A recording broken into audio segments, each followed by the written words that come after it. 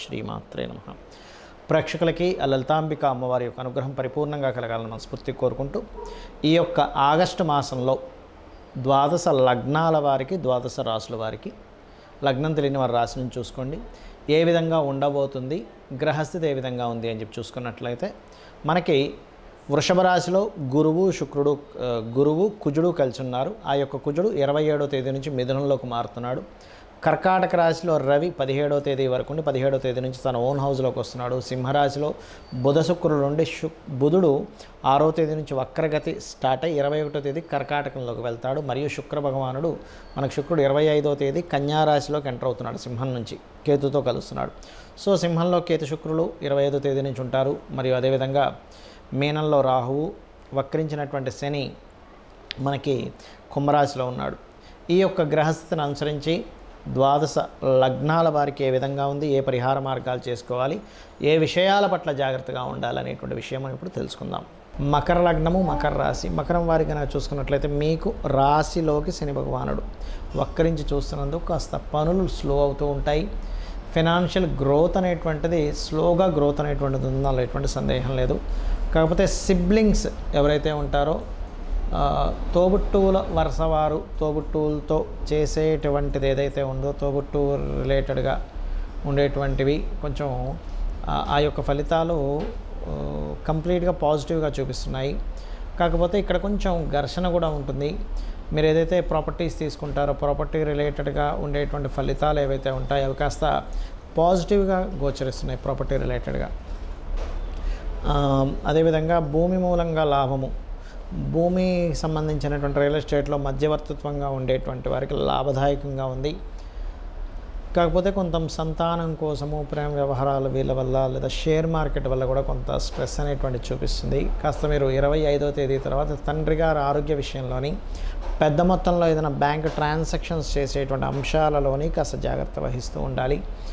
కాకపోతే ఇక్కడ ఉద్యోగం కంటే వ్యాపార సంబంధించినటువంటి విషయంలో మంచి అనుకూలమైనటువంటి వాతావరణం చూపిస్తుంది. అలాగే ఇక్కడ మరొక విషయం ఏంటంటే ఈ యొక్క రాశి వారికి వివాహ సంబంధించిన విషయాలు కుదురుతాయి. కాకపోతే కొంచెం స్లోగా మూమెంట్ అనేటువంటిది వస్తుంది చెప్పాలంటే. మరియు ఈ యొక్క అష్టమాధిపతి అష్టమంలో ఉండడం అనేటువంటిది ఒక రకంగా పూర్వీకుల ఆస్తుల్ని సూచిస్తూ ఉంటుంది అష్టమాధిపతి అనేటువంటిది. అయితే ఈ లగ్నానికి శుభుడైనా పాపైనా కూడా ఓన్ హౌస్లో ఉండేటువంటి ప్లానెట్ పూర్వీకుల ఆస్తులకు సంబంధించిన విషయంలో వివాదాలు క్లియర్ అవ్వడము, మీకు రావాల్సిన ధనం మీకు రావడం ఇటువంటి గోచరిస్తున్నాయి. కాకపోతే ఇక్కడ విషయం ఏంటంటే ఈ రవికి తర్వాత ప్రొసీడింగ్ హౌసెస్లో ఎప్పుడైతే శుక్రకేతువులు ఉంటున్నారో అది కూడా భాగ్యస్థానం అయినందుకు కొంత డిస్ప్యూట్స్ క్లియర్ అవుతున్నప్పటికీ మళ్ళీ ఎవరో ఒకరు, అది మీ యొక్క ఫ్యామిలీలో ఉండేటువంటి స్త్రీలు కావచ్చు, అట్లాంటి వారు ఎవరైనా సరే కొంత మళ్ళీ ఏదో ఒక లిటిగేషన్ బట్టి ఈ ఆస్తిని ఆపుతాము. కొంతమంది చూడండి అన్నదమ్ముల మధ్యనో లేకపోతే రిలేషన్స్ మధ్యనో ఏదో ఫ్రెండ్స్ మధ్యనో ఏదో ఆస్తి తీసుకుంటారు. అందులో మళ్ళీ ఏదో లిటిగేషన్స్ ఏర్పడుతూ ఉంటాయి. కాబట్టి ఈ యొక్క విషయాల్లో ముఖ్యంగా జాగ్రత్తగా ఉండండి. బట్ అష్టమ రవి అనేటువంటిది లాభస్థానం మీద 2 గ్రహాలు చూడడం అనేటువంటిది, చతుర్థాధిపతి గురువుతో కలవడం అనేటువంటిది ఖచ్చితంగా ప్రాపర్టీ రిలేటెడ్ సంబంధించిన విషయంలో ఖచ్చితంగా పాజిటివ్నెస్ అయితే ఉంటుంది, అందులో ఎటువంటి సందేహం లేదు. ఉద్యోగ సంబంధించిన విషయంలో 25వ తేదీ తర్వాత మాత్రం మారే ప్రయత్నం చేయకండి. ఎందుకంటే 25వ తేదీ నుంచి ఒక 25 రోజులు తొందరపడి మారడం వల్ల ఇబ్బంది పడతారు ఉద్యోగ సంబంధించిన విషయంలో. అది ముఖ్యంగా చూసుకోండి. 25వ తేదీ తర్వాత ముఖ్యంగా మీరు ఏదో లాంగ్ వెళ్ళి అక్కడ ఏదో ఉద్యోగం చేద్దాం అనేటువంటివి కూడా నిర్ణయాలు తీసుకోకండి, ఉన్నది వదిలిపెట్టి. ఇక మీరు చేయవలసినటువంటి దేవతా ఆరాధన లక్ష్మీ గణపతి యొక్క ఆరాధన, అమ్మవారి యొక్క ఆరాధన ఎక్కువగా చేయండి, అన్ని విధాలు బాగుంటుంది. మనం గోచార ఫలితాలు చెప్పుకునేటప్పుడు 90% ఆఫ్ పీపుల్కి కరెక్ట్గా జరుగుతున్నట్టు అనిపిస్తూ ఉంటే 5 to 10% ఆఫ్ పీపుల్కి ఏమవుతుందంటే ఇది ఈ వారం ఎందుకో నాకు కనెక్ట్ అవ్వలేదు, ఈ వారం అద్భుతంగా కనెక్ట్ అయిందని అనుకుంటూ ఉంటారు. దీనికి రీజన్ చెప్తాను నేను మీకు, గుర్తుపెట్టుకోండి. ఒకటేంటంటే గోచార ఫలితాలు కాలంలో ఇలా ఉందని చెప్పేది, దీనికంటే ముఖ్యంగా మీ యొక్క జన్మజాతకం. ఎందుకంటే మీకు ఇప్పుడు అద్భుతంగా ధనయోగం వచ్చే యోగం నడుస్తుంది అనుకోండి మీ పర్సనల్ చార్ట్లో, అప్పుడు గోచారంలో ధనయోగం అనేది బాగా సపోర్ట్ చేస్తుంది. మీకు అసలు ధనయోగం నడిచే టైమే నడవట్లేదు, అప్పుడు మీకు గోచారం ఎంత ఇస్తున్నా కూడా ఒక 10,000 రావాల్సిన ప్లేస్లో 5,000 వస్తూ ఉంటుంది. అంటే 50% వర్కౌట్ అవుతుంది ఏంటి అనిపిస్తూ ఉంటుంది. అంటే ఏమిటి, పర్టికులర్గా మీరు తెలుసుకోవాల్సింది మీ పర్సనల్ చార్ట్, మీ యొక్క జన్మజాతకంలో ఏముంది అంటే అసలు మీ లగ్నం ఎలా ఉంది, మీ లగ్న బలం ఎలా ఉంది.